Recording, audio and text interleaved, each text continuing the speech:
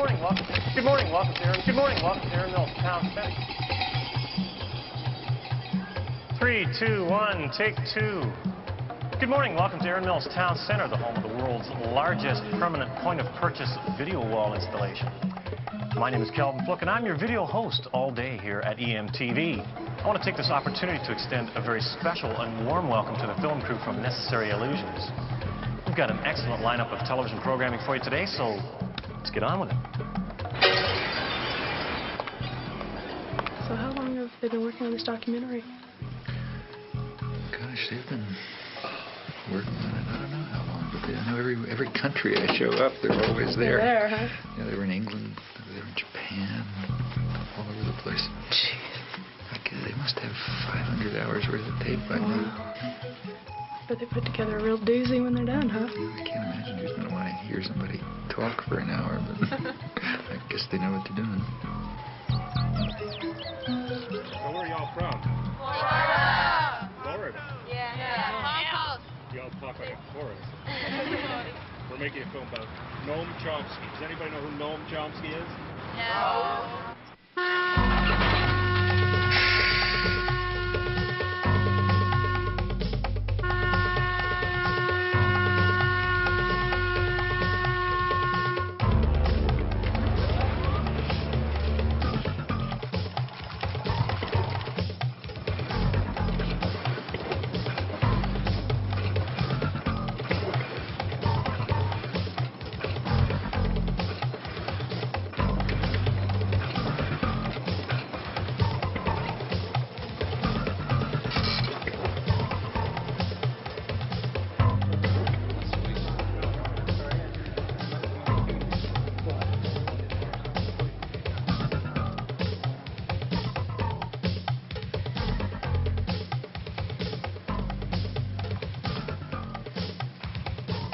Good afternoon and welcome to Wyoming Talks. My guest today is well-known intellectual Noam Chomsky. Thank you for being on our program today. Very glad to be here. Well, I know probably the main purpose for your trip to Wyoming is to discuss thought control in a democratic society. Now, I'd say I'm just Jane, USA, and I say, well, gee, this is a democratic society, and what do you mean thought control? I make up my own mind. I create my own destiny. What would you say to her? Well, I would suggest that Jane take a close look at the way the media operate, the way the public relations industry operates, the extensive thinking that's been going on for a long, long period about the necessity for finding ways to marginalize and control the public in democratic society. But particularly to look at the evidence that's been accumulated about the way the major media, the sort of agenda-setting media, I mean the national press and the television and so on, the way that they shape and control the kinds of opinions that appear, the kinds of information that comes through, the sources to which they go, and so on. And I think that Jane will find some very surprising things about the democratic system.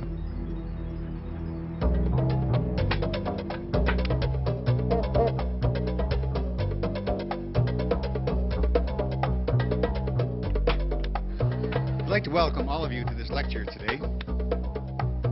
Several years ago, Professor Chomsky was described in the New York Times Book Review as follows: judged in terms of the power, range, novelty, and influence of his thought, Noam Chomsky is arguably the most important intellectual alive. Professor Noam Chomsky.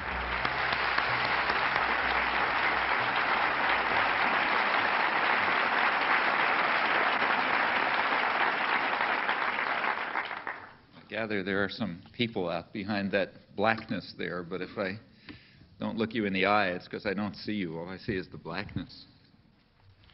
Perhaps I ought to begin by reporting something that's never read. The line about the arguably the most important intellectual in the world and so on comes from a publisher's blurb, and you also always got to watch those things, because if you go back to the original, you'll find that that sentence is actually there. This is in the New York Times.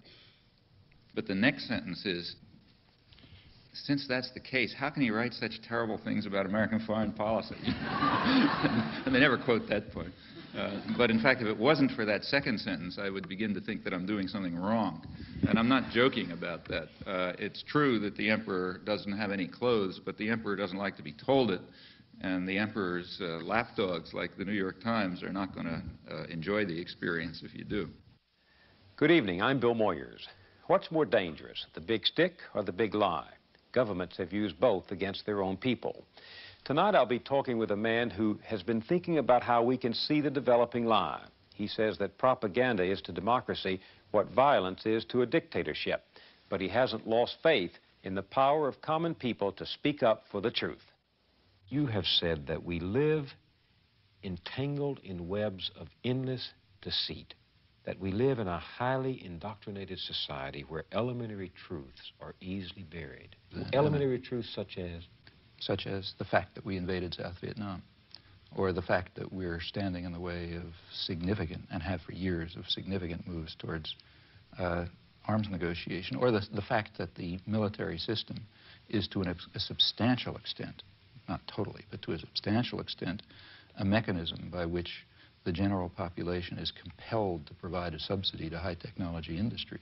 Since they're not going to do it if you ask them to, you have to deceive them into doing it. I think there are many truths like that, and we don't face them. Do you believe in common sense? I mean, you're Absolutely. You do? I believe in Cartesian common sense. I think people have the capacities to see through the deceit in which they're ensnared, but they got to make the effort. Seems a little incongruous to hear a man from the ivory tower of Massachusetts Institute of Technology, a scholar, a distinguished linguistics scholar, talk about common people with such appreciation. I think that scholarship, at least the field that I work in, has the opposite consequences. My own studies in language and human cognition demonstrate, to me at least, what remarkable creativity ordinary people have. The very fact that people talk to one another is a reflection, and just in the normal way, I don't mean anything particularly fancy, reflects deep-seated features of human creativity, which in fact separate human beings from any other biological system we know. Tonight, scientists talk to the animals, but are they talking back? The Journal with Barbara Frum and Mary Lou Finley. Communicating with animals is a serious scientific pursuit. This is Noam Chomsky. Nim, jokingly named after the great linguist Noam Chomsky, was the great hope of animal communication in the 1970s. For 4 years, Petito and others coached him in sign language, but in the end they decided it was a lost cause. Nim could ask for things, but not much more. I would have loved to have a conversation with Nim and understand how he looked at the universe. He failed to communicate that information to me. Now we gave him every opportunity. Noam Chomsky, theorist of language and political activist, has had an extraordinary career. I can think of none like it in recent American history, and few anywhere at any time. He has literally transformed the subject of linguistics. At the same time, he's become one of the most consistent critics of power politics in all its protean guises. Scholar and propagandist, his two careers apparently reinforce each other. In 1957, he published his Syntactic Structures, which began what has frequently been called the Chomskyan Revolution in Linguistics. Like a latter-day Copernicus, Chomsky proposed a radically new way of looking at the theory of grammar.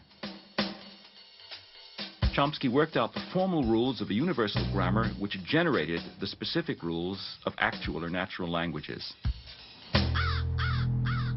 The general approach I'm taking seems to me rather simple-minded and unsophisticated, but nevertheless correct.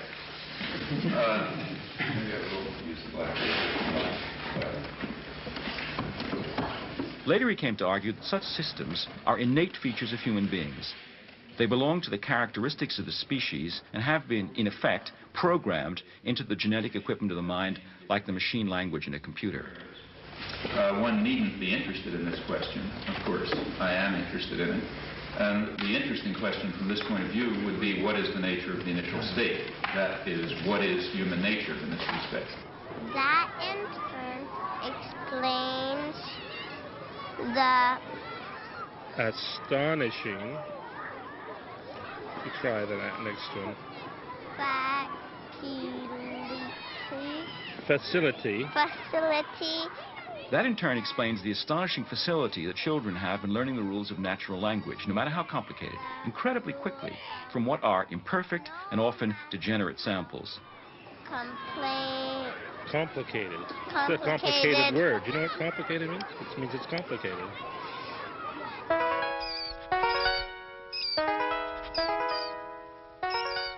If in fact our minds were a blank slate and experience wrote on them, we would be very impoverished creatures indeed.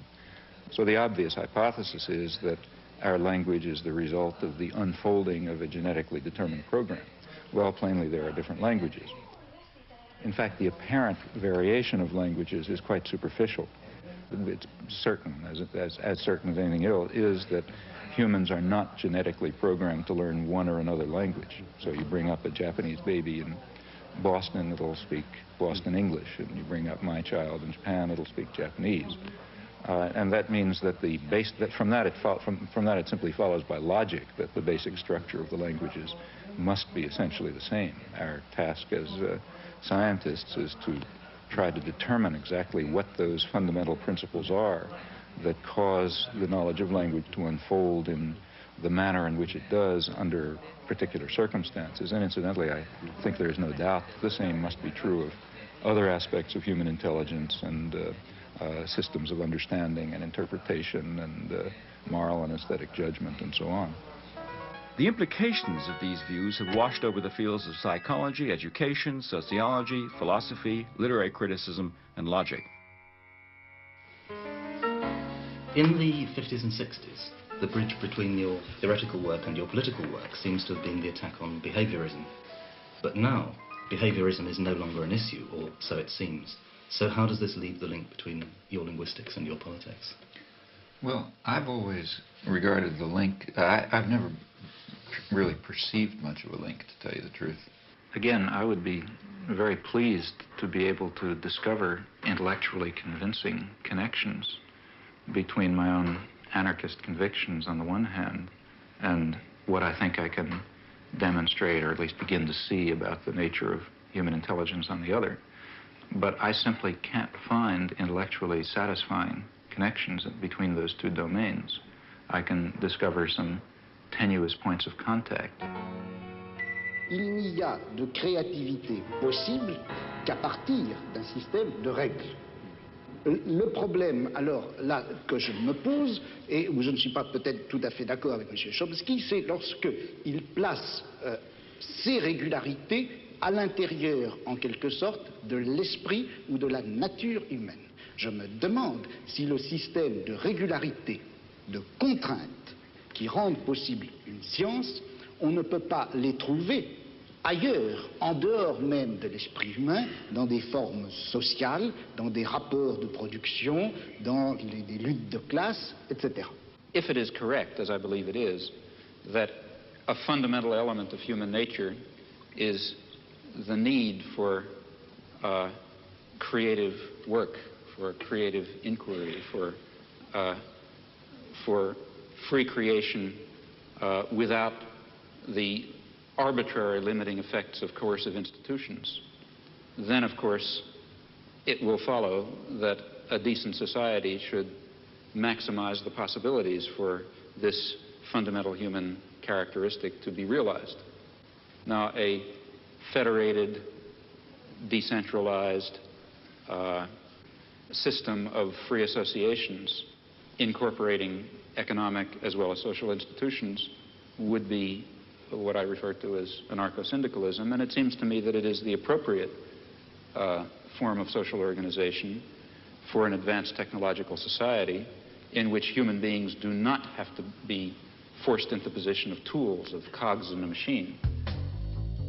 Since the 1960s, Noam Chomsky has been the voice of a very characteristic brand of rationalist libertarian socialism. He's attacked the abuses of power wherever he saw them. He's made himself deeply unpopular by his criticism of American policy, the subservience of the intelligentsia, the degradation of Zionism, the distortions of media and self-delusions in prevailing ideologies.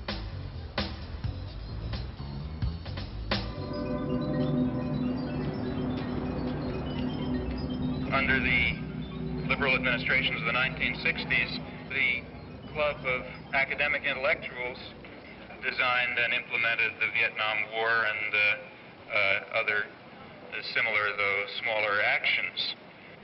This particular community is a very relevant one to consider at a place like MIT because, of course, you're all free to enter this community. In fact, you're invited and encouraged to enter the community of technical intelligentsia and weapons designers and counterinsurgency experts and pragmatic planners of an American empire is one that you have a great deal of inducement to become associated with. The inducements, in fact, are very real. The rewards in power and affluence and prestige and authority are quite significant. Jamie. This came with the mail. Be with you in a second. Oh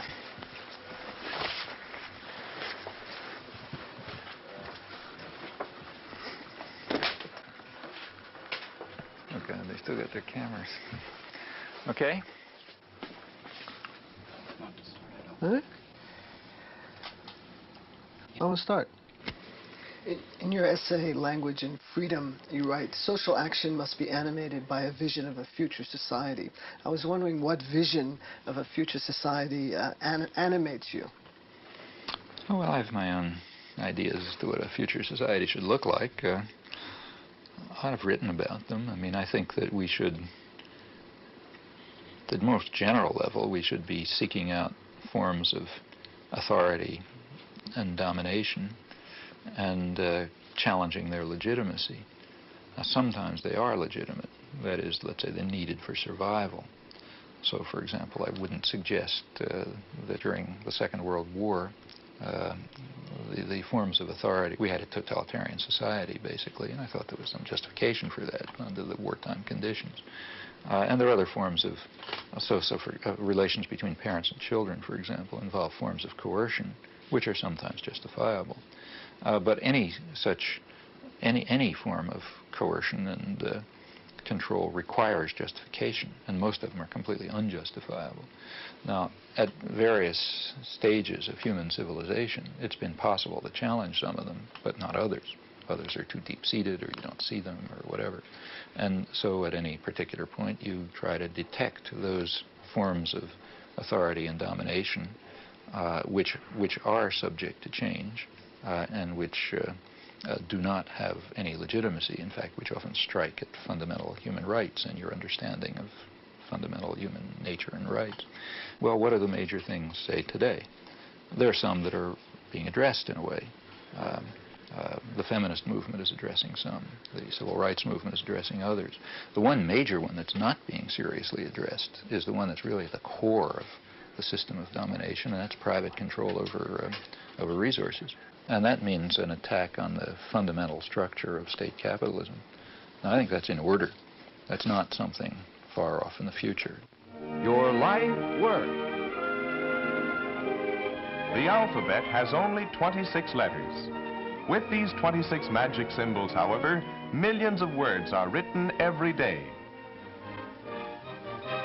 Nowhere else are people so addicted to information and entertainment via the printed word. Every day the world comes thumping on the American doorstep, and nothing that happens anywhere remains long a secret from the American newspaper reader. It comes to us pretty casually, the daily paper. But behind its arrival on your doorstep is one of journalism's major stories, how it got there. There is a standard view about democratic societies and the role of the media within them. It's expressed, for example, by Supreme Court Justice Powell when he spoke of the crucial role of the media in affecting the societal purpose of the First Amendment, namely enabling the public to assert meaningful control over the political process. That kind of formulation expresses the understanding that democracy requires free access to information and ideas and opinion, and the same conceptions hold not only with regard to the media, but with regard to educational institutions, publishing, the intellectual community generally. It is basic to the health of a democracy that no phase of government activity escape the scrutiny of the press. Here, reporters are assigned to stories fateful not only to our nation, but to all nations. Congress, says the First Amendment, shall pass no law abridging the freedom of the press. And the chief executive himself throws open the doors of the White House to journalists representing papers of all shades of political opinion.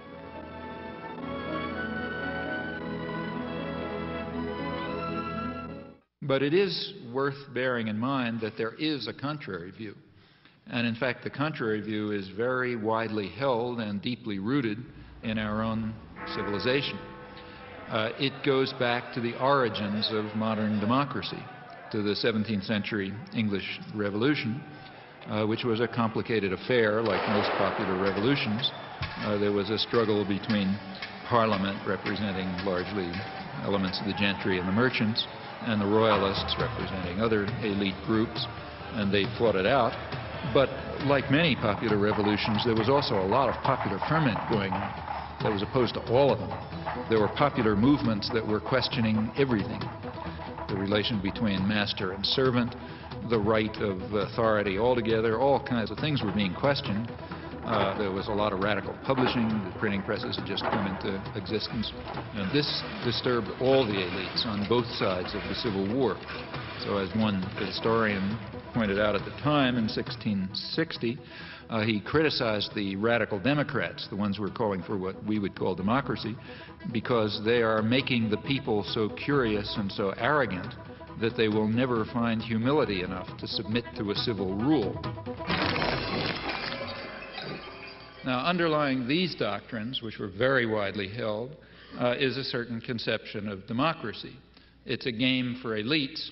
It's not for the ignorant masses who have to be marginalized, diverted, and controlled, of course, for their own good.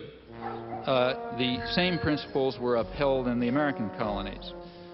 The dictum of the founding fathers of American democracy, that, I'm quoting, the people who own the country ought to govern it, quoting John Jay.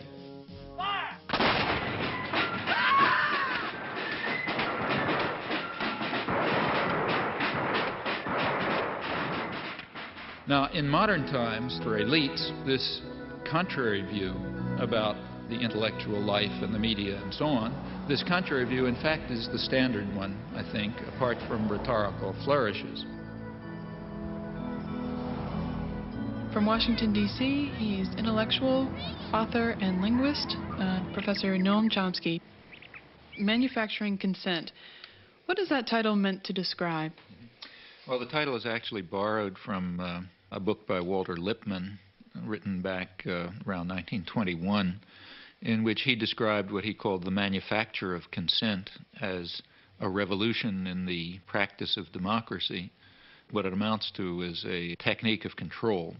And he said this was useful and necessary because the common interests, the general concerns of all people, elude the public. The public just isn't up to dealing with them, and they have to be the domain of what he called a specialized class.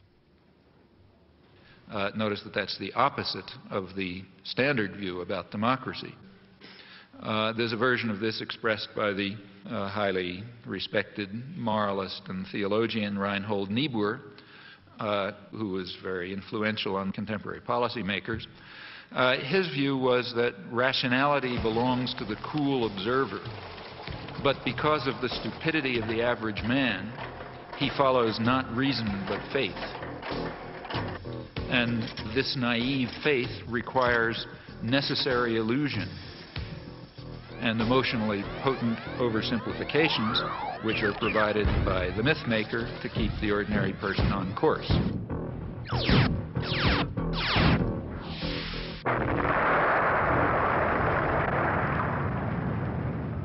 It's not the case, as the naive might think, that indoctrination is inconsistent with democracy. Rather, as this whole line of thinkers observes, it's the essence of democracy. The point is that in a military state or a feudal state or what we would nowadays call a totalitarian state, it doesn't much matter what people think, because you've got a bludgeon over their head and you can control what they do. But when the state loses the bludgeon, when you can't control people by force, and when the voice of the people can be heard, you have this problem. It may make people so curious and so arrogant that they don't have the humility to submit to a civil rule, and therefore you have to control what people think. And the standard way to do this is to resort to what in more honest days used to be called propaganda. Manufacture of consent, creation of necessary illusions, various ways of either marginalizing the general public or reducing them to apathy in some fashion.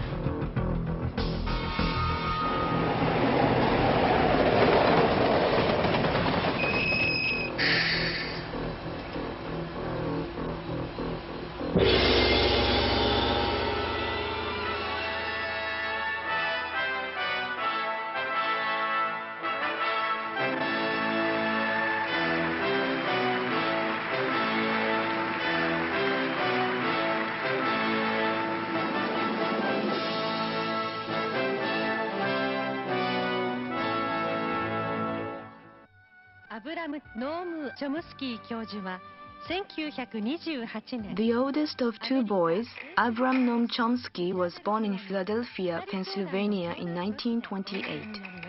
As a Jewish child, the anti-Semitism of the time affected him. Both parents taught Hebrew, and he became fascinated by literature, reading translations of French and Russian classics. He also took an interest in a grammar book written by his father on Hebrew of the Middle Ages. He recalls a childhood absorbed in reading, curled up in a sofa, often borrowing up to 12 books at once from the library. He is married to Carol, and they have 3 children. I don't like to impose on my wife and children a form of life that they certainly haven't selected for themselves, namely one of public exposure or exposure to the public media. That's their choice, and I don't believe that they have themselves selected this. I don't impose it on them. I would like to protect them from it, frankly. Second, the sort of perhaps principal point is that I'm rather against the idea, the whole notion of developing public personalities who are treated as stars of one kind or another, where aspects of their personal life are supposed to have some significance and so on. Take 1 in the reception room. You said that you were just like us. You went to school, got good grades, and what made you start being critical, you know, and seeing the different? What started the change? You know what I... Well, you know, there are all kinds of personal factors in anybody's life. First of all, don't forget I grew up in a depression.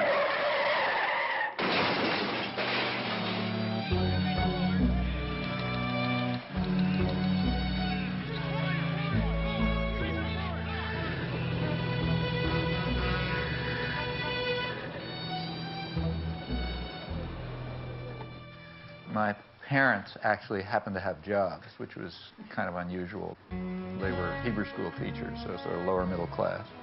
For them, everything revolved around being Jewish, Hebrew and Palestine in those days and so on. And I grew up in that milieu. So, you know, I learned Hebrew and went to Hebrew school, became a Hebrew school teacher, went to Hebrew college, led youth groups, summer camps, Hebrew camps, the whole business. The branch of the Zionist movement that I was part of was all involved in socialist binationalism and Arab-Jewish cooperation and all sorts of nice stuff.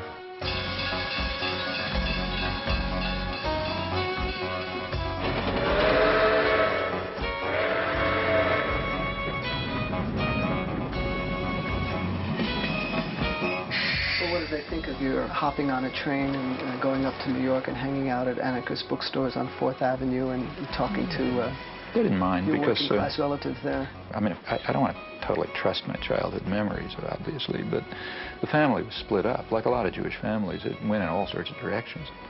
There were sectors that were super orthodox. There were other sectors that were very radical and very assimilated and working class intellectuals, you know. And that's the sector that I naturally gravitated towards. It was a very lively intellectual culture. For one thing, it was a working class culture, had working class values. values of solidarity, socialist values, and so on. There was a sense somehow things were going to get better. An institutional structure was around, the method of fighting, of organizing, of doing things, which had some hope. And I also had the advantage of having gone to a experimental progressive school, to a Dewey school, which was quite good, run by a university there. And, there was no such thing as competition. There was no such thing as being a good student. Literally, the concept of being a good student didn't even arise until I got to high school. I went to the academic high school and suddenly discovered I'm a good student, and I hated high school because I had to do all the things you have to do to get into college. But until then, it was kind of a free, pretty open system. And I don't know, there are lots of other things. Maybe I was just cantankerous. As a historian, I have read with interest and amazement your long review article of Gabriel Jackson's Spanish Civil War, and that's a very respectable piece of history, and I can appreciate how much work goes into that. When I did that work? When did you do that? I did that work in the early 1940s when I was about 12 years old.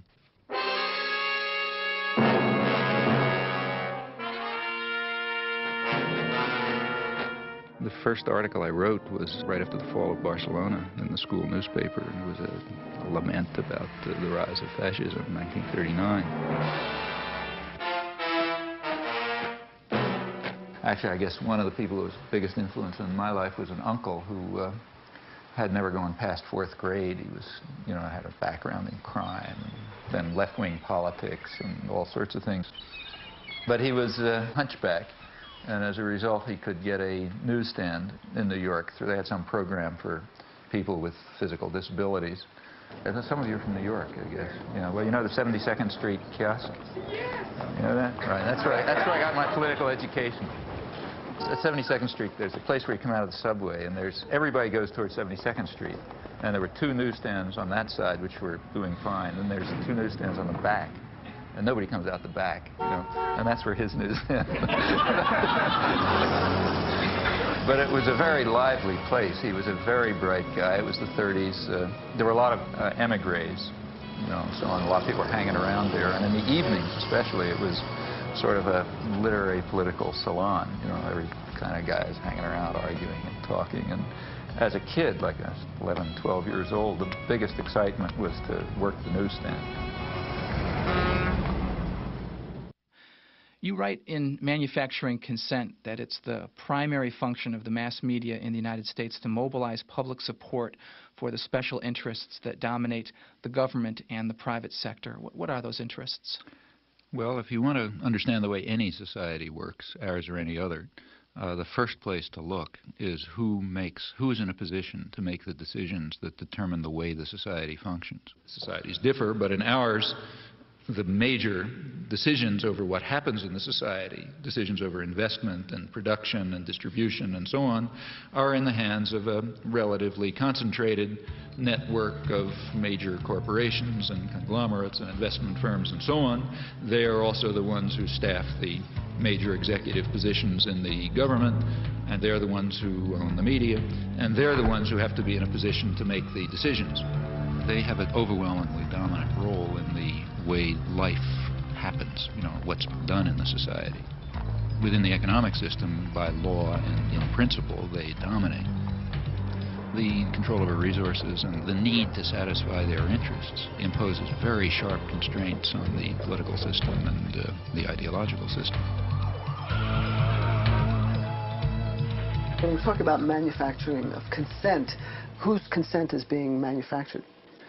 We can, to start with, there are 2 different groups. We can get into more detail. But at the first level of approximation, there's 2 targets for propaganda. One is what's sometimes called the political class. There's maybe 20% of the population, which is relatively educated, more or less articulate. They play some kind of role in decision-making. They're supposed to sort of participate in social life, either as managers or cultural managers, like, say, teachers and writers and so on. They're supposed to vote. They're supposed to play some role in the way economic and political and cultural life goes on. Now, their consent is crucial. One group that has to be deeply indoctrinated. Then there's maybe 80% of the population whose main function is to follow orders. and not to think, you know, and not to pay attention to anything. And they're the ones who usually pay the costs. All right. Professor Chomsky, Noam, you outlined a model with filters that propaganda is sent through. That's way to the public. Can you briefly outline those? It's basically an institutional analysis of the major media, what we call a propaganda model. We're talking primarily about the national media, those media that sort of set a general agenda that others more or less adhere to the extent that they even pay much attention to national or international affairs. Now, the elite media are the sort of the agenda-setting media. That means the New York Times, the Washington Post, the major television channels, and so on. They set the general framework. Local media more or less adapt to their structure. World News. Begins to sound like it says that there's a beachhead. I think 628 is a good one. Yeah, but I think 6 is a good start. This is the operative soundbite for us. He's ours. We've got a minute for all the time, so that's... I love this soundbite. Okay, and they do this in all sorts of ways, by selection of topics, by distribution of concerns, by emphasis and framing of issues, by filtering of information, by bounding of debate within certain limits. 2.5 minutes to air. 45 seconds. They determine, they select, they shape, they control, they restrict in order to serve the interests of dominant elite groups in the society. There is an unusual amount of attention focused today on the 5 nations of Central America. This is Democracy's Diary. Here for our instruction are triumphs and disasters, the pattern of life's changing fabric. Here is great journalism, a revelation of the past, a guide to the present, and a clue to the future.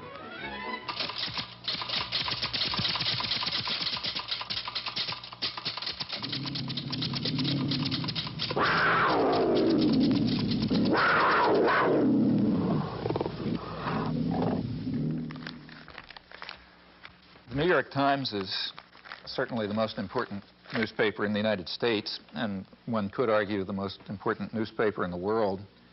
The New York Times plays an enormous role in shaping the perception of the current world on the part of the politically active, educated classes. Also, the New York Times has a special role, and I believe its editors probably feel that they bear a heavy burden in the sense that the New York Times creates history. What happened years ago may have a bearing on what happens tomorrow. Millions of clippings are preserved in the Times library, all indexed for instant use, a priceless archive of events and the men who make them. That is, history is what appears in the New York Times archives. The place where people will go to find out what happened is the New York Times. Therefore, it's extremely important, if history is going to be shaped in an appropriate way, that certain things appear, certain things not appear, certain questions be asked, other questions be ignored, and that issues be framed in a particular fashion. Now, in whose interests is the history being so shaped? Well, I think that's not very difficult to answer. The process by which people make up their minds on this is a much more mysterious process than you would ever guess from reading Manufacturing Consent.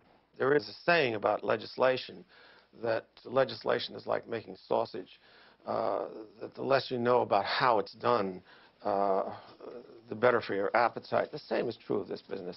If you're in a conference in which decisions are being made on what to put on page 1 or whatnot, you would get, I think, the impression that important decisions were being made in a flippant and frivolous way. But in fact, given the pressures of time to trying to get things out, you resort to a kind of a shorthand. And you have to fill that paper up every day.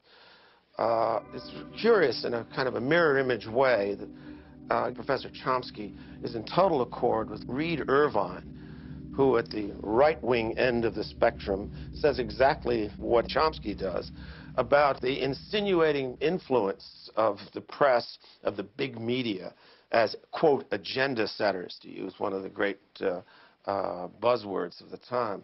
And, of course, Reed Irvine sees this as a left-wing conspiracy of foisting liberal ideas in both domestic and foreign affairs on the American people. But in both cases, I think that the premise really is an insult to the intelligence of the people who consume news. Now, to eliminate confusion, all of this has nothing to do with liberal or conservative bias. According to the propaganda model, both liberal and conservative wings of the media, whatever those terms are supposed to mean, fall within the same framework of assumptions. In fact, if the system functions well, it ought to have a liberal bias, or at least appear to, because if it appears to have a liberal bias, that will serve to bound thought even more effectively. In other words, if the press is indeed adversarial and liberal and all these bad things, then how can I go beyond it? They're already so extreme in their opposition to power that to go beyond it would be to take off from the planet. So therefore, it must be that the presuppositions that are accepted in the liberal media are sacrosanct, can't go beyond them. And a well-functioning system would in fact have a bias of that kind. The media would then serve to say, in effect, thus far and no further. We ask, what would you expect of those media on just relatively uncontroversial, guided free market assumptions? And when you look at them, you find a number of major factors entering into determining what their products are. These are what we call the filters. So one of them, for example, is ownership. Who owns them? The major agenda-setting media, after all, what are they? As institutions in the society, what are they? Well, in the first place, they are major corporations, in fact, huge corporations. Furthermore, they're integrated with and sometimes owned by even larger corporations, conglomerates, so for example, by Westinghouse and GE and so on.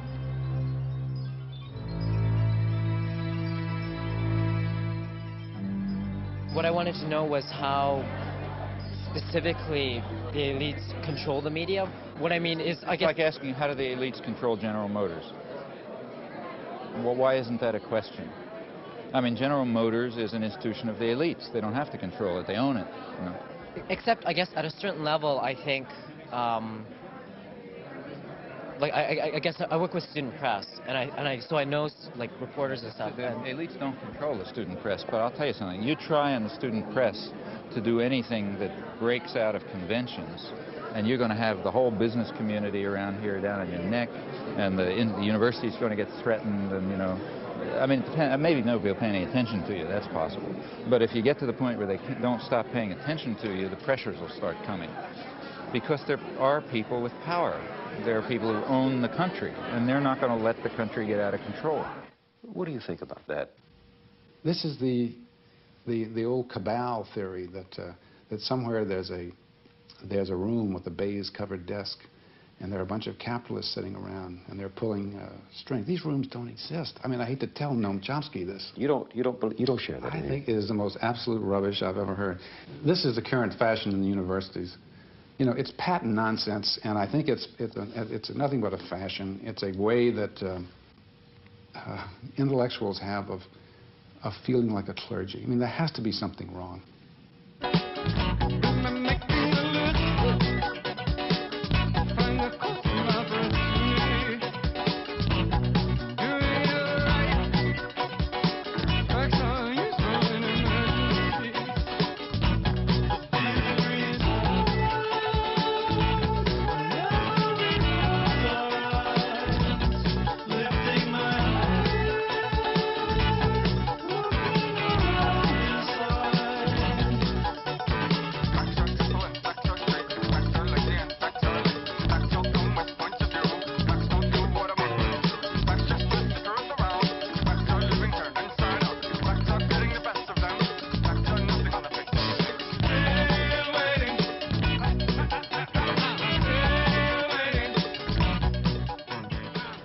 So what we have in the first place is major corporations which are parts of even bigger conglomerates.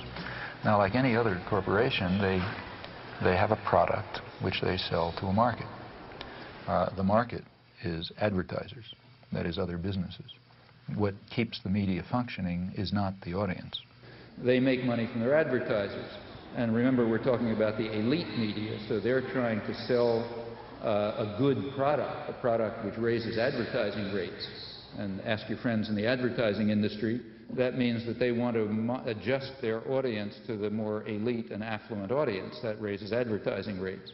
So what you have is institutions, corporations, big corporations, that are selling relatively privileged audiences to other businesses. Well, what point of view would you expect to come out of this? I mean, without any further assumptions, what you'd predict is that what comes out is a picture of the world, a perception of the world, that satisfies the needs and the interests and the perceptions of the sellers, the buyers, and the product. Now, there are many other factors that press in the same direction. If people try to enter the system who don't have that point of view, they're likely to be excluded somewhere along the way. After all, no institution is going to happily design a mechanism to self-destruct. It's not the way institutions function. So they all work to exclude or marginalize or eliminate dissenting voices or alternative perspectives and so on because they're dysfunctional. They're dysfunctional to the institution itself. Do you think you've escaped the ideological indoctrination of the media and of society that you grew up in? Have I? Mm-hmm. Often not. I mean, when I look back and think of the things that I haven't done that I should have done, it's very, it's not a pleasant experience. So what's the story of young Noam in the schoolyard? Yeah, I mean, that was a personal thing for me. I don't know why it should interest anyone else, but I do remember. Well, you drew certain conclusions. Well, yeah, I mean, it had a big influence on me. I mean, I remember when I was about 6, I guess, first grade. There was the standard fat kid who everybody made fun of, and I remember in the schoolyard, he was on standing on right outside the school classroom, and a bunch of kids outside sort of taunting him, and so on. And one of the kids actually brought over his older brother, sort of like from 3rd grade instead of 1st grade, big kid. And he was going to, beat him up or something. And I remember going up to stand next to him, feeling somebody ought to help him. And I did for a while, and then I got scared, and I went away, and I was very much ashamed of it afterwards, and sort of felt, not going to do that again. That's a feeling that's stuck with me. You should stick with the underdog. And the shame remained. You should have stayed there. You were already established. You were a professor at MIT. You'd made a reputation. You had a terrific career ahead of you.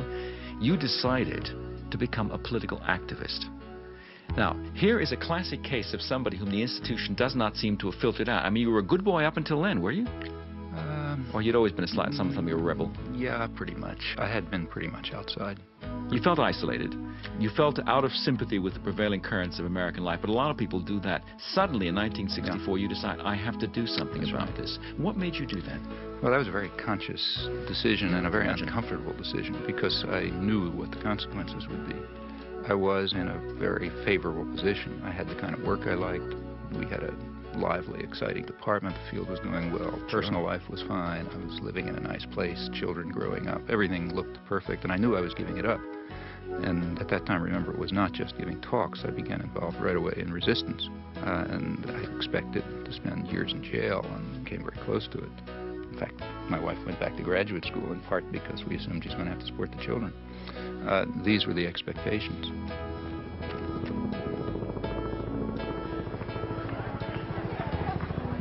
And I recognized that if I returned to these interests, which were the dominant interests of my own youth, life would become very uncomfortable. Because I know that in the United States, you don't get sent to psychiatric prison, and they don't send the death squad after you, and so on. But there are definite penalties for breaking the rules. So these were real decisions. And it simply seemed at that point that it was just hopelessly immoral not to. I'm Noam Chomsky. I'm on the faculty at MIT, and I've been getting more and more heavily involved in anti-war activities for the last few years.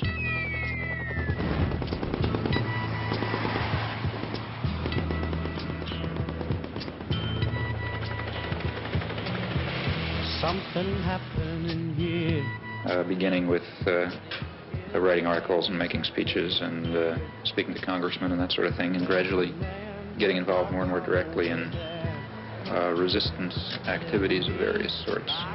I've come to the feeling myself that the most effective form of political action that is open to a responsible and concerned citizen at the moment is action that really involves direct resistance, refusal to take part in what I think are war crimes, to raise the domestic cost of American aggression overseas through non-participation and support for those who are refusing to take part, in particular draft resistance throughout the country. So much resistance from behind. Time we stop. Hey, what's that sound? Everybody look what's going. I think that we can see quite clearly some very, very serious defects and flaws in our society, our level of culture, our institutions, which are going to have to be corrected by operating outside of the framework that is commonly accepted. I think we're going to have to find new ways of political action. In the street, singing songs and carrying signs, mostly said they for our sides. It's time we stop. Hey, what's that sound? Everybody look what's going down.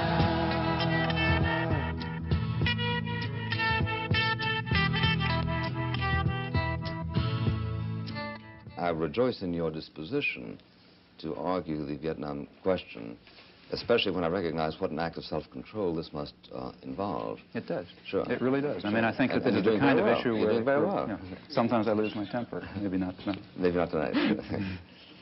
Because if you would, I'd smash you in the goddamn face. You say in your book, good reason for not losing my temper. You say the war is simply an obscenity, a depraved act by weak and miserable men. Including all of us. Including myself. Well, including every... That's the next sentence. Same yeah. sentence. Sure, because you count everybody in the company of the guilty. I think that's true in this case. Yeah, but see, one of the points I was trying... This is a sense of theological observation, isn't it?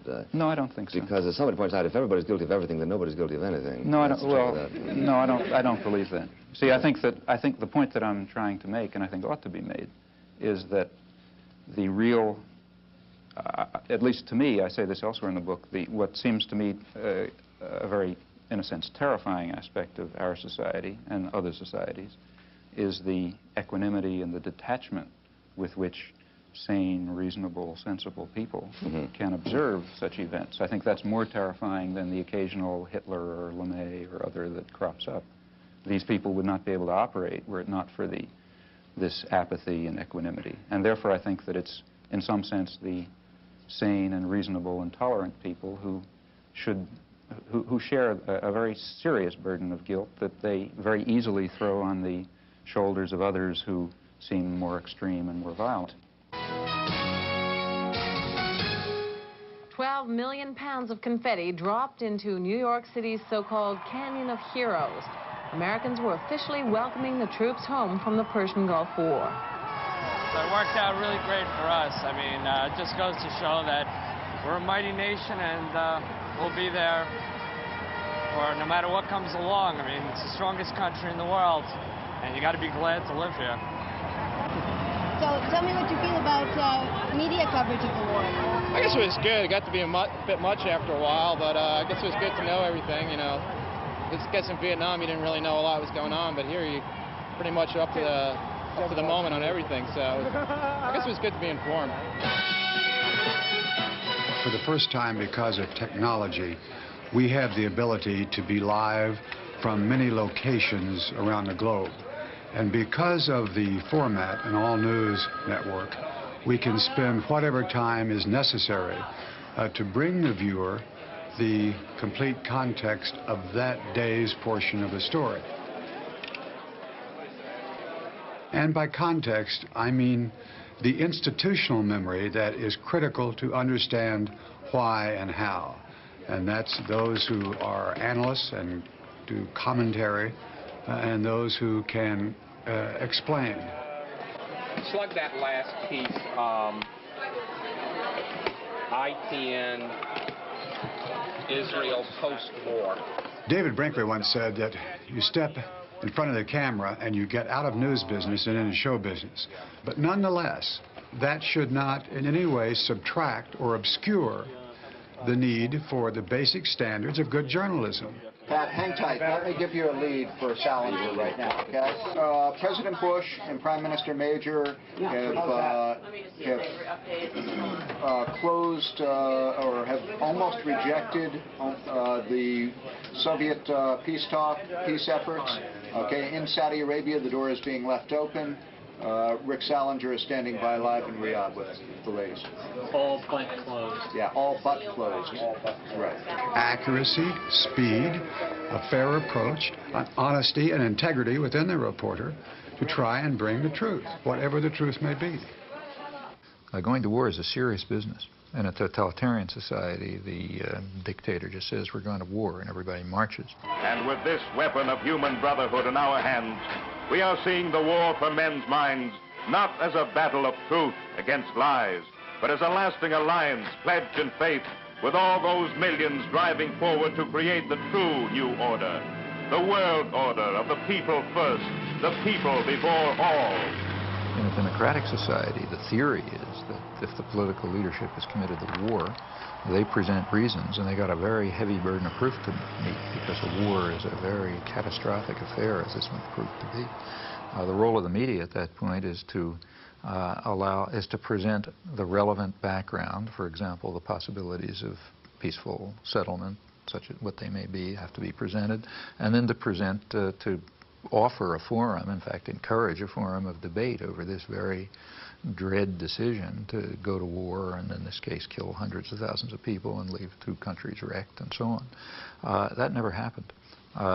There was never, well, you know, when I say never, I mean 99.9% of the discussion excluded the option of a peaceful settlement. At Washington's Office of War Information falls one of the most vital and constructive tasks of this war. This is a people's war, and to win it, the people ought to know as much about it as they can. This office will do its best to tell the truth and nothing but the truth, both at home and abroad. First weapon in this worldwide strategy of truth is the great machine of information represented by the free press, with its powers of molding public thought and leading public action, with all its lifelines for the exchange of new ideas between fighting nations spread across the earth. Every time George Bush would appear and say there will be no negotiations, there would be 100 editorials the next day lauding him for going the last mile for diplomacy. If he said you can't reward an aggressor, instead of cracking up in ridicule the way people did in civilized sectors of the world, like the whole third world, the media said, oh man, a fantastic principle, you know. The invader of Panama, the only head of state, stands condemned for aggression in the world. The guy who was head of the CIA during the Timor aggression, you know, he says aggressors can't be rewarded. The media just applauded. The motion picture industry, with its worldwide organization of newsreel camera crews, invaluable for bringing into vivid focus the background drama and perspectives of the war. Mobilized, too, in this all-out struggle for men's minds are the radio networks, with all their experience in the swift reporting of great occasion and event. From every strategic center and frontline stronghold, their reporters are sending back the lessons of new tactics, new ways of war. The result was it's a media war. I mean, there's tremendous fakery all along the line. The UN is finally living up to its mission, you know, wondrous sea change, the New York Times told us. The only wondrous sea change was that for once the United States didn't veto a Security Council resolution against aggression. People don't want a war unless you have to have one, and they would have known that you don't have to have one. Well, the media kept people from knowing that, and that means we went to war very much in the manner of a totalitarian state, thanks to the media subservience. That's the big story.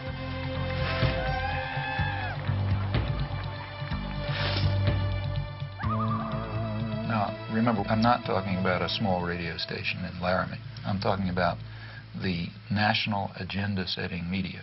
If you're on a radio news show in Laramie, chances are very strong that you pick up what was in the Times that morning and you decide that's the news. In fact, if you follow the AP wires, you find that in the afternoon they send across tomorrow's front page of the New York Times.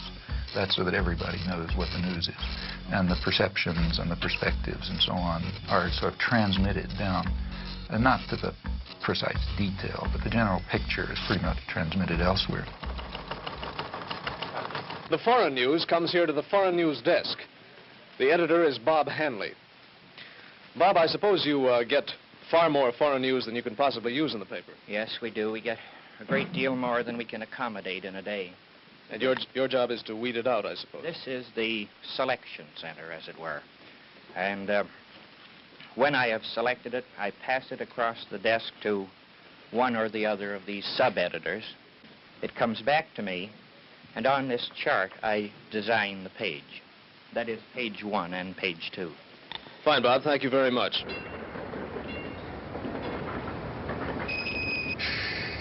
Why do you want to make a film about media? Well, It's such a nice, quiet town. it's a beautiful town.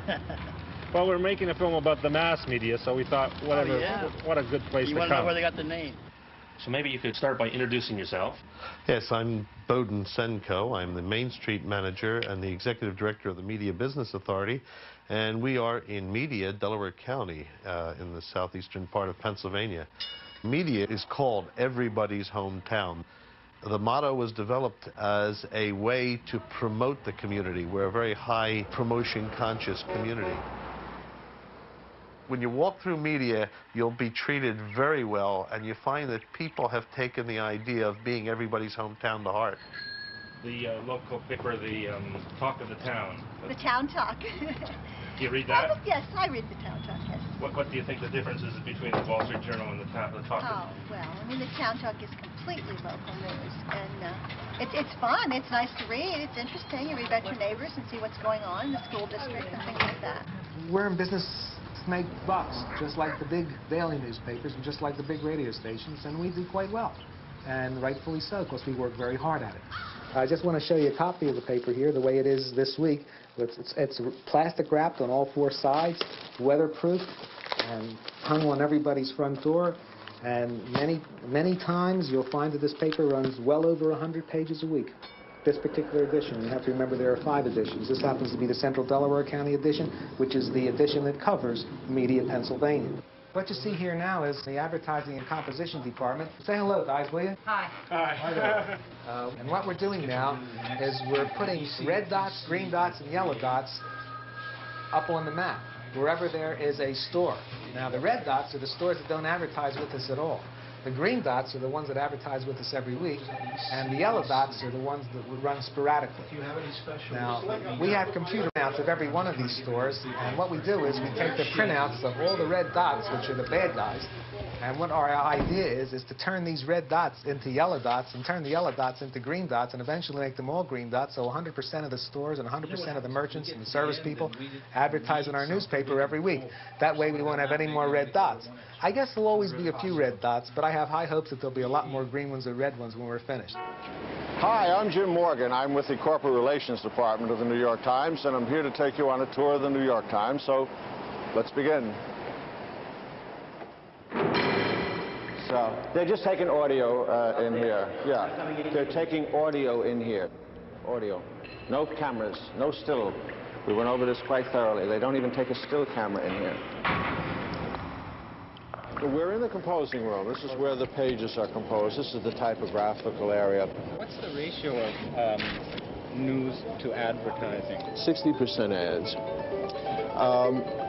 This might seem big, but it is average, in fact, below average. Our 60% might include, on some days, maybe 20 pages of classified advertising all to itself, where the rest of the newspapers weighted much heavier news to advertising. But the paper in its entirety, every day, large or small, is 60 ads, 40 news. Well, that completes our tour of the New York Times, and I hope you found it informative, and I hope that you read the New York Times every day of your life from now on. Now, there are other media, too, whose basic social role is quite different. It's diversion. There's the real mass media, the kinds that are aimed at, you know, the guys who Joe Sixpack, that kind. The purpose of those media is just to dull people's brains. This is an oversimplification, but for the 80% or whatever they are, the main thing for them is to divert them, to get them to watch National Football League, and to worry about, you know, mother with child with 6 heads or whatever you pick up in the, you know, in the thing that you pick up on the supermarket stands and so on. Or, you know, look at astrology or get involved in, you know, fundamentalist stuff or something, or just get them away, you know, get them away from things that matter. And for that, it's important to reduce their capacity to think. The sports section is handled in another special department. The sports reporter must be a specialist in his knowledge of sports. He gets his story right at the sporting event and often sends it into his paper play-by-play. Take, say, sports. That's another crucial example of the indoctrination system, in my view. For one thing, because it, you know, it offers people something to pay attention to that's of no importance. That keeps them from worrying about, you know, keeps them from worrying about things that matter to their lives that they might have some idea about doing something about. And in fact, it's striking to see the intelligence that's used by ordinary people in sports. I mean, you listen to radio stations where people call in. They have the most exotic information and understanding about, you know, all kind of arcane issues. And the press undoubtedly does a lot with this. I remember in high school already, I was pretty old, I suddenly asked myself at one point, why do I care if my high school team wins the football game? I mean, I don't know anybody on the team, you know. I mean, they have nothing to do with me. I mean, why am I cheering for my team? It doesn't make any sense, you know. But the point is, it does make sense. It's a way of building up irrational attitudes of submission to authority and, you know, group cohesion behind, you know, leadership elements. In fact, it's training in irrational jingoism. That's also a feature of competitive sports. I think if you look closely at these things, I think they have, typically they do have functions. And that's why energy is devoted to supporting them and creating a basis for them, and advertisers are willing to pay for them and so on. I'd like to ask you a question essentially about the methodology in studying the propaganda model and how would one go about doing that? Well, there are a number of ways to proceed. One obvious way is to try to find more or less paired examples. History doesn't offer true controlled experiments, but it often comes pretty close. So one can find atrocities or abuses of one sort that on the one hand are committed by official enemies and on the other hand are committed by friends and allies or by the favored state itself, by the United States in the U.S. case. And the question is whether the media accept the government framework or whether they use the same agenda, the same set of questions, the same criteria for dealing with the two cases as any honest outside observer would do. If you think America's involvement in the war in Southeast Asia is over, think again. The Khmer Rouge are the most genocidal people on the face of the earth. Peter Jennings reporting from the killing fields, Thursday. I mean, the great act of genocide in the modern period is Pol Pot, 1975 through 1978. That atrocity, I think it would be hard to find any example of a comparable outrage and outpouring of fury and so on and so forth. So that's one atrocity. Well, it just happens that in that case, history did set up a controlled experiment. Have you ever heard of a place called East Timor? Can't say that I have. Where? East Timor? Nope. No, huh?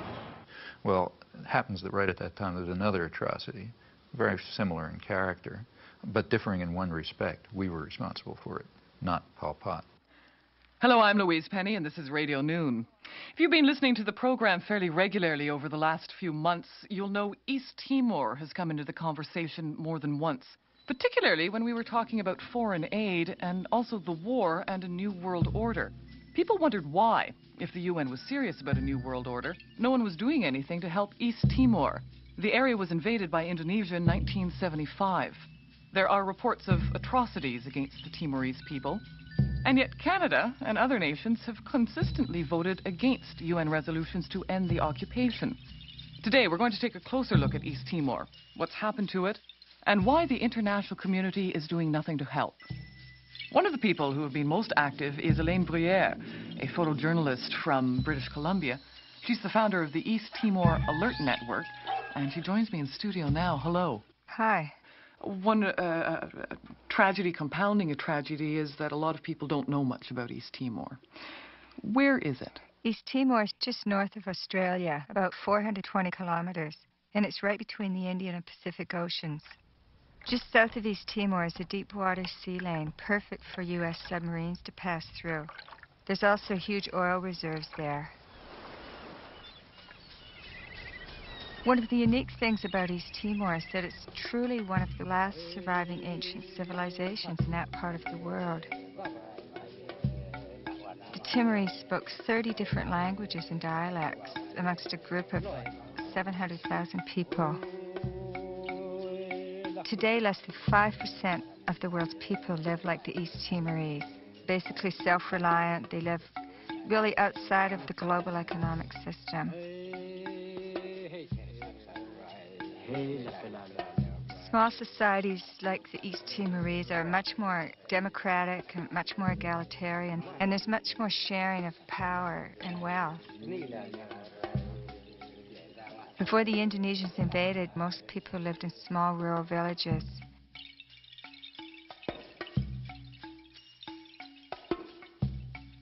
The old people in the village were like the university. They passed on tribal wisdom from generation to generation. Children grew up in a safe, stimulating, nurturing environment.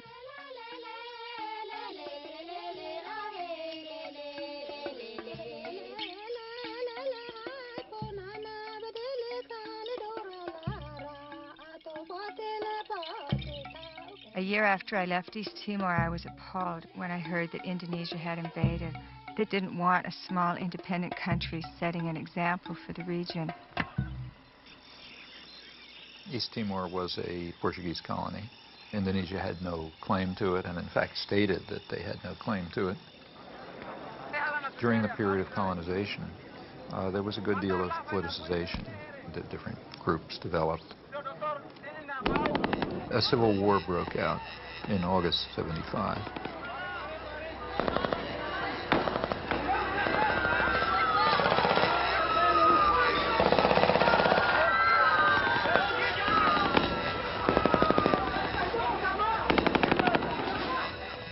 It ended up in a victory for Fredlin, which was one of the groupings, described as populist Catholic in character with some typical leftish rhetoric. Indonesia at once started intervening. What's the situation? When did those ships come in?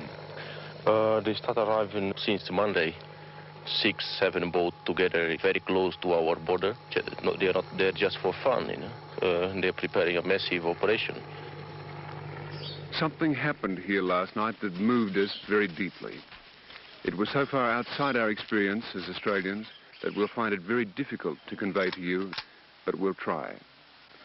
Sitting on woven mats under a thatched roof in a hut with no walls, we were the target of a barrage of questioning from men who know they may die tomorrow and cannot understand why the rest of the world does not care.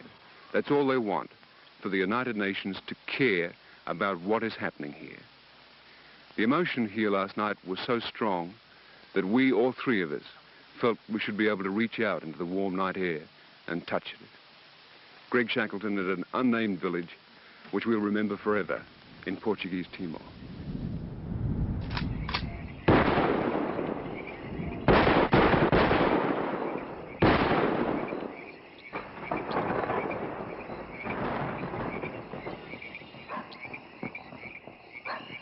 Ford and Kissinger visited Jakarta, I think it was December 5th. We know that they had requested that Indonesia delay the invasion until after they left because it would be too embarrassing. And within hours, I think, after they left, the invasion took place on December 7th. What happened on December 7th in 1975 is just one of the great evil deeds of history. Early in the morning, bombs began dropping on Dili. The number of troops that invaded Dili that day almost outnumbered the entire population of the town. And for 2 or 3 weeks, they just killed people. E quando eu vi dizer fogo, eu deitei-me logo, pus-me logo no chão. Pus-me no chão e só senti os corpos a caírem por cima de mim, pareciam folhas, né? caíram por cima de mim. E acompanhado de gritos, outros já chamaram pela mãe, a esposa, né? Aquilo era mesmo terrível. This council must consider international aggression against East Timor as the main issue of the discussion. When the Indonesians invaded, the UN reacted as it always does, calling for sanctions and condemnation and so on. Various watered-down resolutions were passed, but the U.S. was very clearly not going to allow anything to work.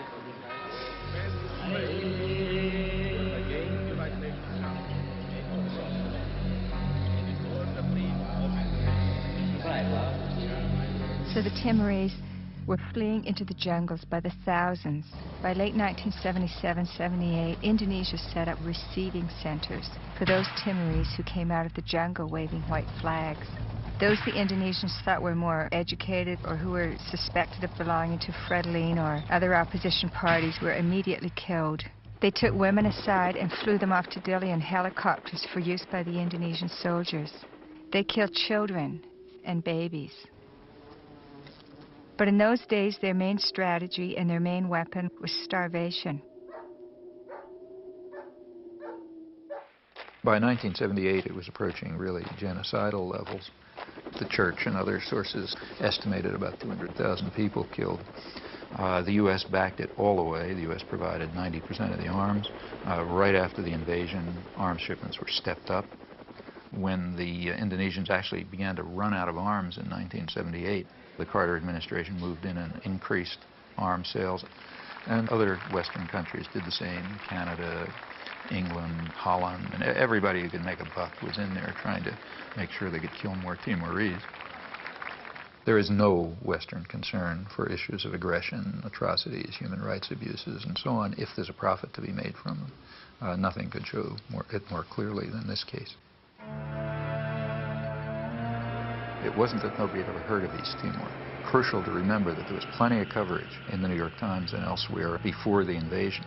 The reason was that there was concern at the time over the breakup of the Portuguese Empire and what that would mean.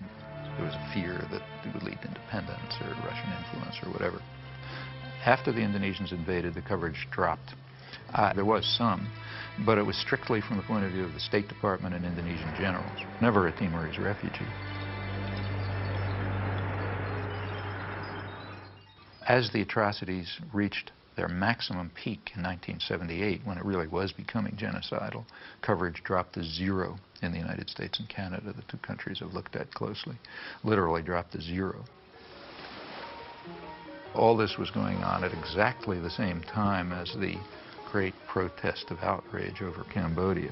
The level of atrocities was comparable. In relative terms, it was probably considerably higher in Timor.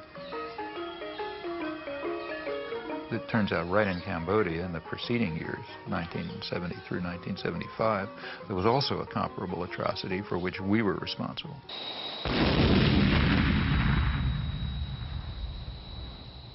The major U.S. attack against Cambodia started with the bombings of the early 1970s. They reached a peak in 1973, and they continued up till 1975. They were directed against inner Cambodia. Very little is known about them because the media wanted it to be secret. They knew it was going on, they just didn't want to know what was happening. The CIA estimates about 600,000 killed during that 5-year period, which is mostly either U.S. bombing or a U.S.-sponsored war. So that's pretty significant killing. But also, the conditions in which it left Cambodia were such that high U.S. officials predicted that about 1 million people would die in the aftermath just from hunger and disease because of the wreckage of the country. Pretty good evidence from U.S. government sources and scholarly sources that the intense bombardment was a significant force, maybe a critical force in building up peasant support for the Khmer Rouge, who before that were a pretty marginal element. Well, that's just the wrong story. After 1975, atrocities continued, and that became the right story, because now they're being carried out by the bad guys. Well, it was bad enough. In fact, current estimates are that, well, you know, they vary. I mean, the CIA claimed 50 to 100,000 people killed, and maybe another 1 million or so who died one way or another. Michael Vickery is the one person who's given a really close, detailed analysis. His figure is maybe 750,000 deaths above the normal. Others, like Ben Kiernan, suggest higher figures, but so far without a detailed analysis. Anyway, it was terrible, no doubt about it. Although the atrocities, the real atrocities, were bad enough, they weren't quite good enough for the purposes needed. Within a few weeks after the Khmer Rouge takeover, the New York Times was already accusing them of genocide. At that point, maybe a couple hundred or maybe a few thousand people had been killed. And from then on, it was a drumbeat, a chorus of genocide.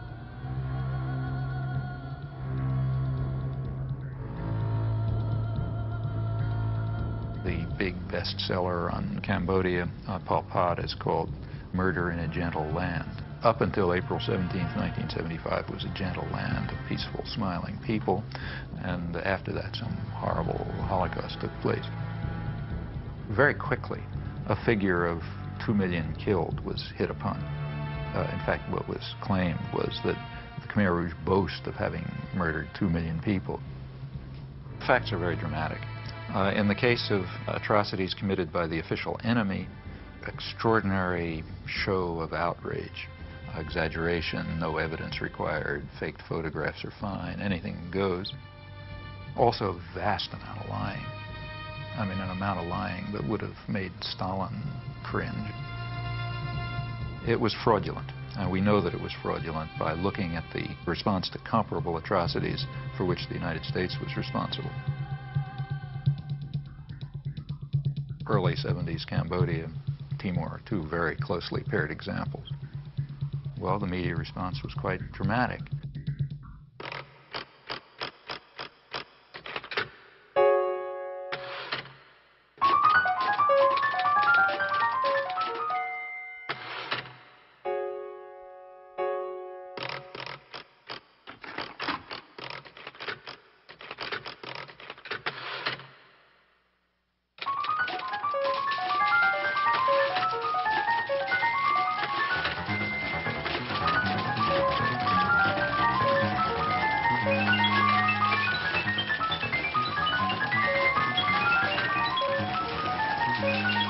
Back in 1980, I taught a course at Tufts University.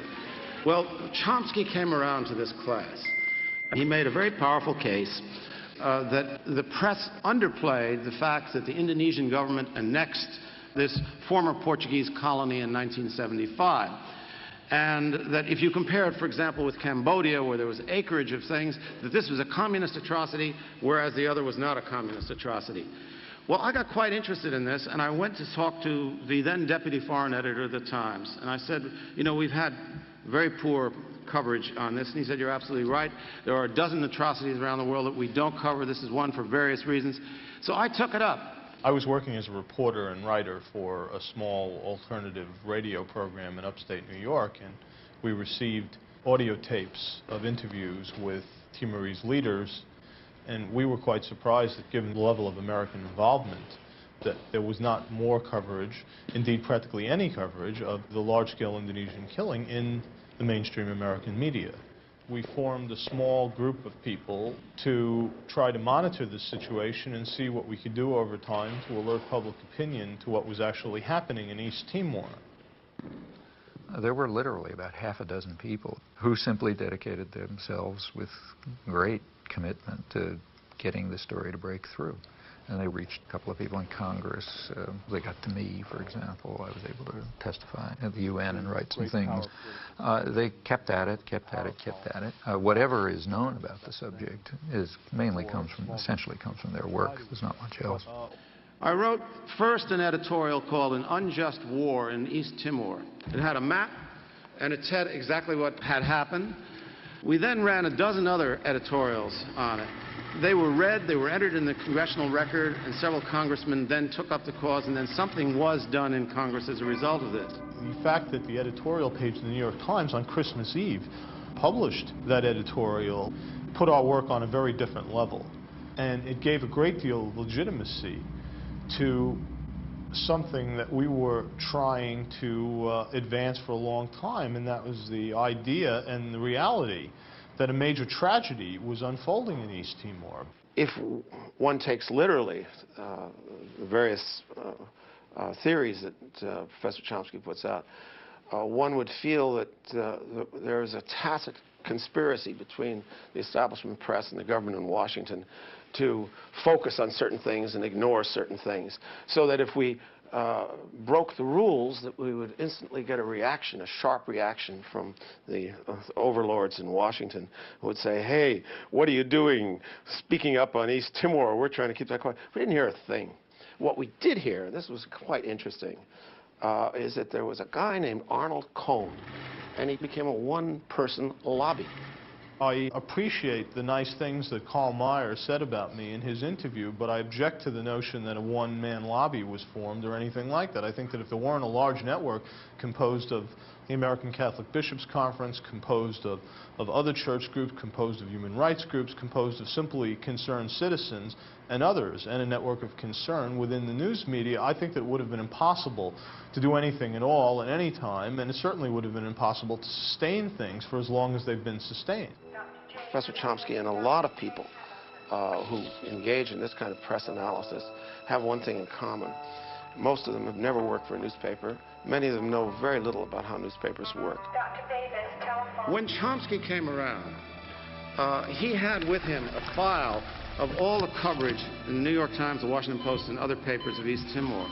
And he would go to the meticulous degree that if, for example, the London Times had a piece on East Timor, and then it appeared in the New York Times, that if a paragraph was cut out, he'd compare and he'd say, look, this key paragraph right near the end, which is really what tells the whole story, was left out of the New York Times version of the London Times thing.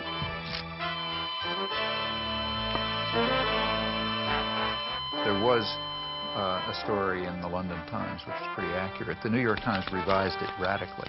Didn't just leave a paragraph out. They revised it and gave it a totally different cast.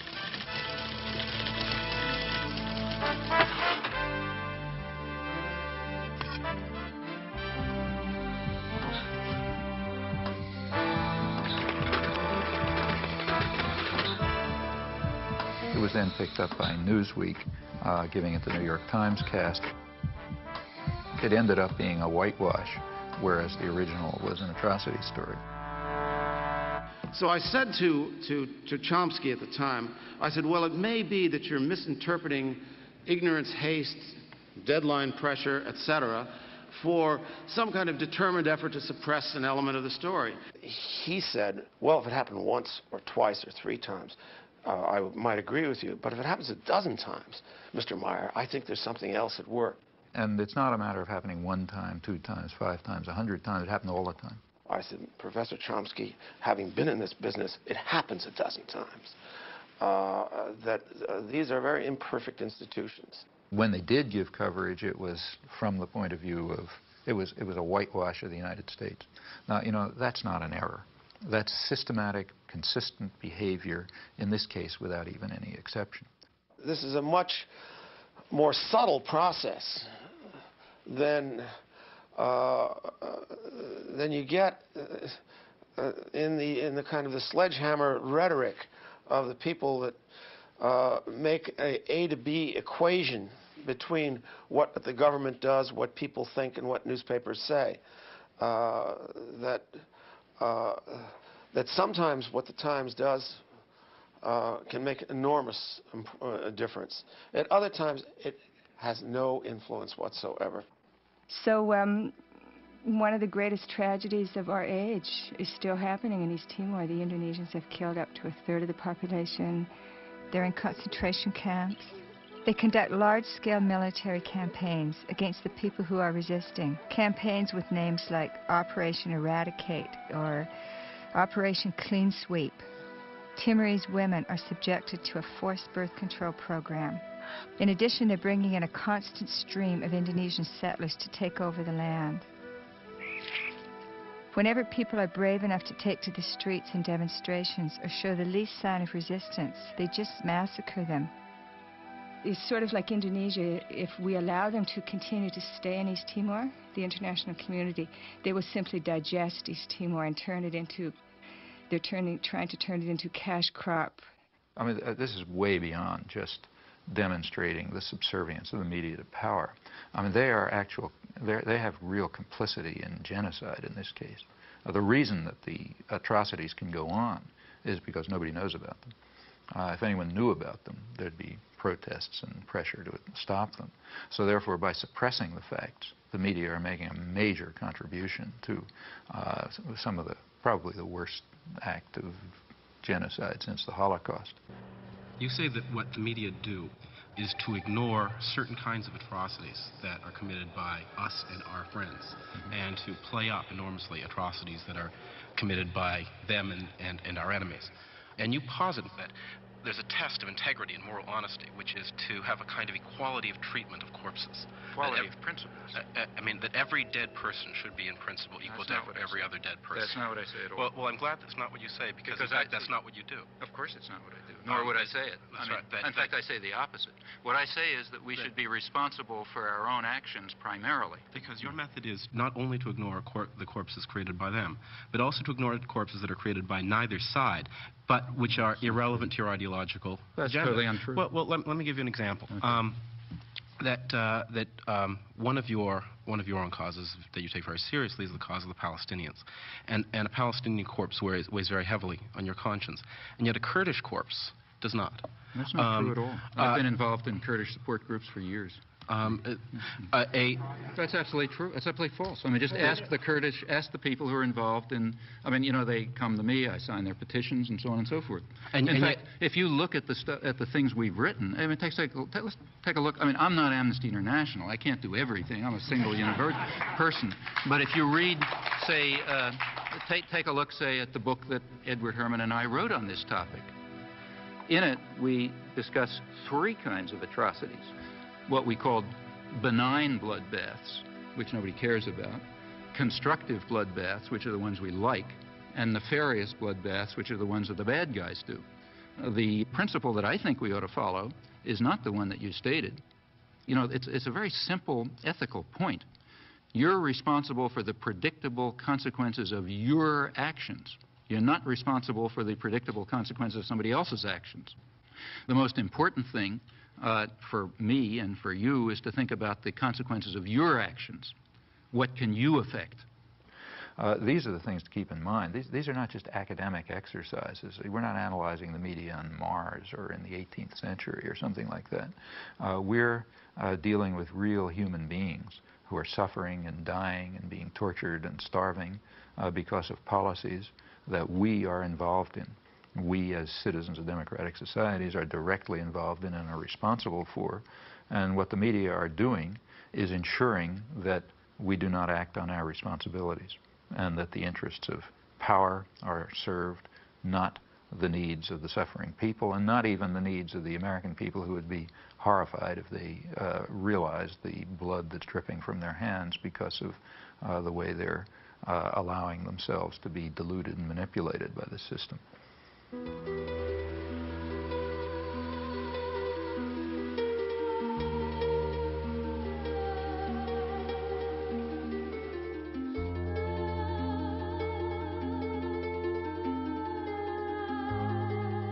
What about the third world?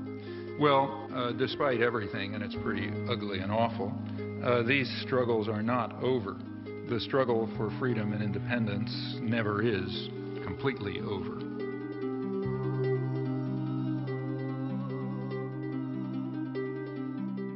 Their courage, in fact, is really remarkable and amazing. I've personally had the privilege, and it is a privilege, of witnessing it a few times in villages in Southeast Asia and Central America, and recently in the occupied West Bank, and it is astonishing to see. And it's always amazing, at least to me it's amazing, I can't understand it. It's also very moving and very inspiring. In fact, it's kind of awe-inspiring. Now, they rely very crucially on a very slim margin for survival that's provided by dissidence and turbulence within the imperial societies. And how large that margin is for us to determine.